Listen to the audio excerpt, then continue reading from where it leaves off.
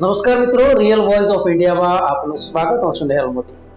મિત્રો, અમેરિકામાં હવે ચૂંટણીને આડે ગણતરીનો સમય બાકી રહ્યો છે, ત્યારે બંને મુખ્ય પક્ષો એટલે કે ડેમોક્રેટિક પાર્ટી કમલા હેરિસની પાર્ટી અને રિપબ્લિકન પાર્ટી ડોનાલ્ડ ટ્રમ્પ એ પળોજણમાં છે કે વધુને વધુ મત તેમના પક્ષને મળે.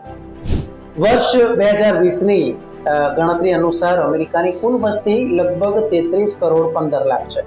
તો મતદારોની સંખ્યાની વાત કરવામાં આવે તો તે 24 કરોડ 58 લાખ જેટલી થાય છે, જે વસ્તીના 74% જેટલા છે. રજિસ્ટર્ડ વોટરનો આંકડો જો ગણીએ તો તે વસ્તીના લગભગ 67% જેટલા છે. આ આંકડા યુનાઇટેડ સ્ટેટ્સ સેન્સસ બ્યુરોના છે. મિત્રો, સ્વાભાવિક છે કે જે પાર્ટી સિટીઝનશીપ આપે તે વ્યક્તિનો વોટ પણ તેને જ મળતો હોય છે. એ જોતા હાલ ડેમોક્રેટ્સને ઘણો વધારે ફાયદો થાય એવી શક્યતા છે.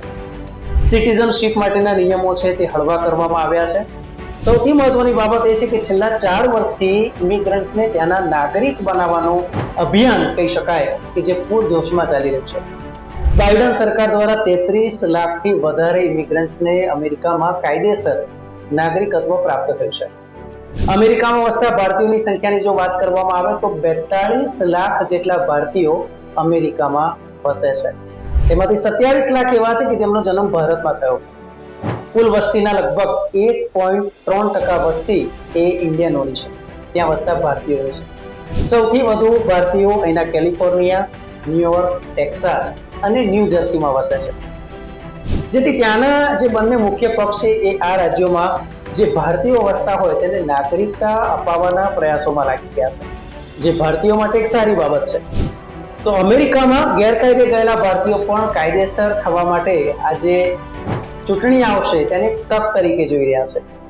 અમેરિકામાં મતદારોની સંખ્યા વધે અને ચૂંટણીમાં જે તે પક્ષને વોટ મળે તો તે માટે જે લોકો એલિજિબલ હોય તેમને ખૂબ જ ઝડપથી સિટીઝનશીપ આપવામાં આવી રહી છે તેવું એક રિપોર્ટમાં સ્પષ્ટ થયું છે. એક અરજીનો નિકાલ કરવામાં લગભગ સામાન્ય રીતે 5 મહિના જેટલી પ્રોસેસ થાય છે, પરંતુ જો ભૂતકાળની વાત કરીએ તો આ અરજી નો નિકાલ કરવામાં લગભગ 11, 12 કે 13 મહિના જેટલો સમય વીતી જતો. એટલે કહી શકાય કે ઝડપ છે એ ઘણી વધી છે. અમેરિકાની ચૂંટણીમાં હવે સીધી ફાઇટ ડોનાલ્ડ ટ્રમ્પ અને કમલા હેરિસની વચ્ચે છે એ તો નક્કી થઈ ગયું છે, કારણ કે બાઇડને તેની ઉમેદવારી પાછી ખેંચી છે. ત્યારે પોતાને વધુમાં વધુ વોટ મળે તે માટેના પ્રયાસો બંને પક્ષ કરી રહ્યા છે. કમલા હેરિસ છે તે ભારતીય મૂળના છે અને તેને લઈને ત્યાં વસતા અનેક જે ભારતીય નાગરિકો જે ત્યાંના નાગરિક નથી થયા તેઓ કોઈ પણ રીતે અમેરિકાના નાગરિક થાય તે માટેના પ્રયાસોમાં છે. તેમને આશા પણ છે.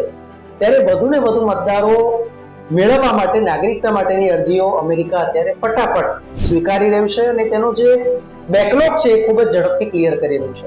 ત્યારે વધુ મતદારોને ચૂંટણી પહેલા તેમના પક્ષ તરફ આકર્ષી શકાય તેવો પણ એક પ્રયાસ છે. ડેમોક્રેટિક પાર્ટીને એવી આશા છે કે જે નવા મતદારો નોંધાશે તેઓ તેમની ફેવરમાં વોટ આપશે.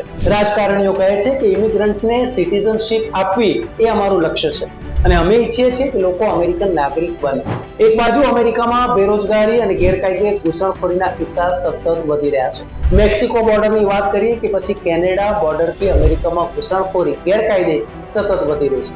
બીજી બાજુ પોલિટિકલ ફાયદો મેળવવા માટે અમેરિકામાં ગેરકાયદે વસતા લોકોને પણ આશા છે કે તેમને વહેલામાં વહેલી તકે ત્યાંનો સિટીઝનશીપ મળે.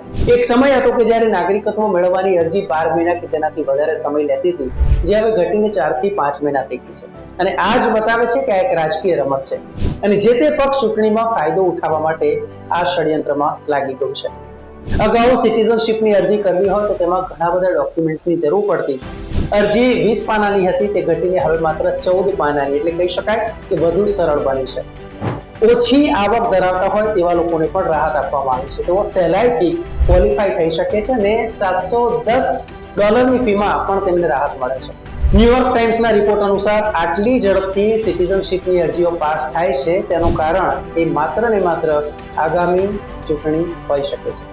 જે લોકોને સિટીઝનશીપ મળી હોય તેઓ દેખીતી રીતે જ પાર્ટીને મત આપશે અને જેણે તેની સિટીઝનશીપની અરજીને મંજૂર કરી હશે.